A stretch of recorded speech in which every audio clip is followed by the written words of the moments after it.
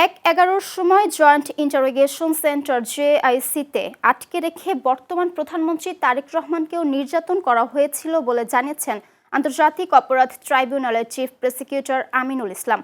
আজ ডিজিএফআই সদর দপ্তরে অবস্থিত জেআইসি ও আয়নাঘর পরিদর্শন শেষে তিনি এ তথ্য জানান।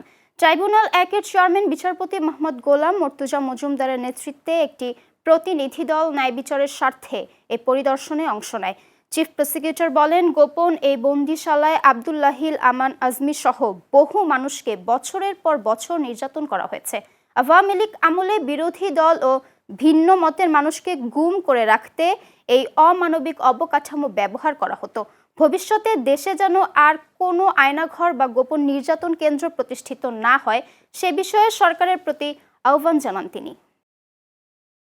এখানে কিন্তু আমাদের ব্রিগেডিয়ার আজমি সহ অনেক বন্দীদেরকে এই জেআইসিতে রাখা হয়েছে। দিনের পর দিন তাদের উপর অত্যাচার নির্যাতন করা হয়েছে।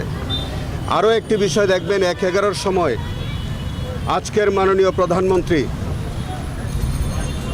আমাদের অহংকার জনাব তারেক রহমানকে আজকের যে জেআইসি সেলটি আমরা পরিদর্শন করেছি তারই কোনো একটি কামরায় তাকেও কিন্তু সেখানে আনা হয়েছে, তার উপরে নির্যাতন করা হয়েছিল।